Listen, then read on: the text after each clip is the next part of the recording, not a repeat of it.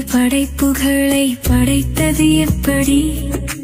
பாட்டினிலே பாடி வைப்பேன் அறிந்து கொள்ளடி.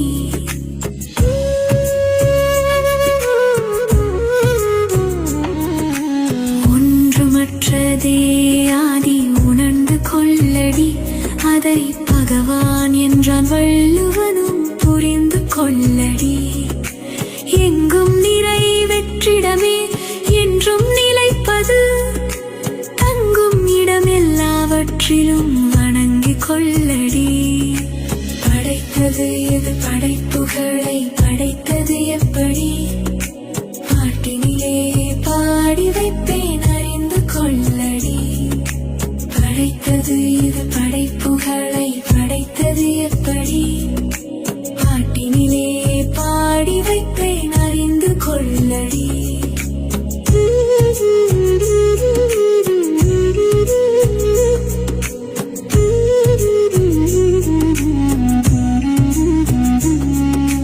வெற்றிடத்தில் சப்தமது நிலைத்திருக்குது, அது தானாக மோதிக்கொள்ள காற்று பிறந்தது. காற்று வந்து பிறந்ததினால் பரிசம் கிடைத்தது. சப்தமுடன் காற்று உரச நெருப்பு வந்தது.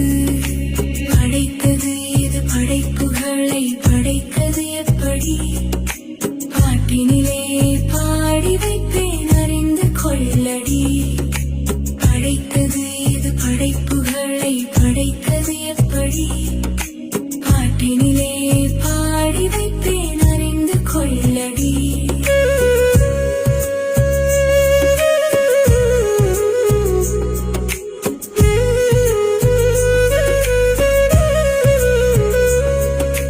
நெருப்பும் காற்றும் நெருக்கமாகி நீர் பிறந்தது.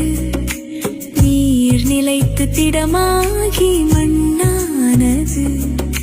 நெருப்பு தந்த வடிவமும் நீர் தந்த சுவையும் மண் தந்த வாசமும் ஐந்தில் ஐந்தாக ஆட்கொண்டது. படைத்தது எது? படைப்புகளை படைத்தது எப்படி? பாட்டினிலே பாடி வைப்பேன் அறிந்து கொள்ளடி.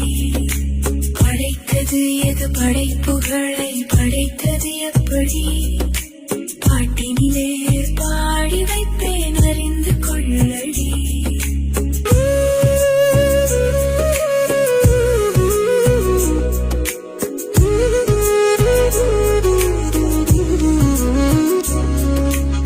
ஐந்தானதே பூதமென பெயர் கொண்டது. யவசீனம என்று குறியீடாய் பதியப்பட்டது. யாவசப்பட்டதே நாம் என உணர்ந்து உணர்த்த, யாருக்கு பயமே என கேட்கப்பட்டது. படைத்தது எது? படைப்புகளை படைத்தது எப்படி? பாட்டினிலே பாடி வைப்பேன் அறிந்து கொள்ளடி. படைத்தது எது? படைப்புகளை படைத்தது எப்படி?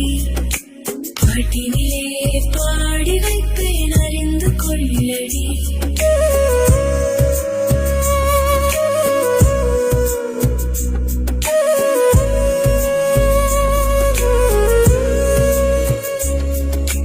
நீரில் தோன்றி நிலைப்பட்டது மண்ணிலே.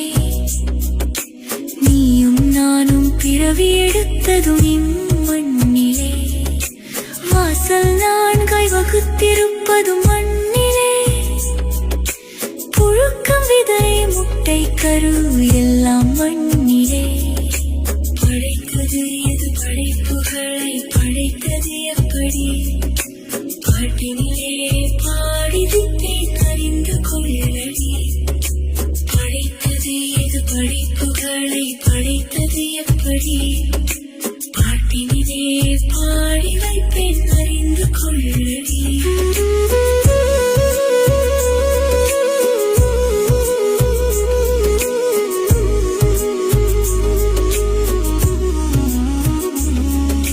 நீரில் அசைந்த பின் நிலத்தில் நின்றதாய், ஊர்ந்து சென்றதாய், பறந்து திரிந்ததாய், நடந்து வளர்ந்ததாய் மனதால வாழ்வதாய் மாற்றம் கண்டதே இங்கு மனிதனானதே.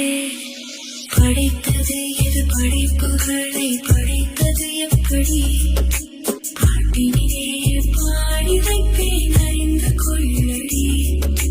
மனிதத்தை கடந்து தெய்வமாவதும் தெய்வத்தை கடந்து யோகியாவதும் பிறவியை கடந்து புனிதமாவதும் மனிதனான உனக்கே உனக்காய். உங்களுக்கு எல்லாருக்கும் ஒரு விஷயம் சொல்றேன்.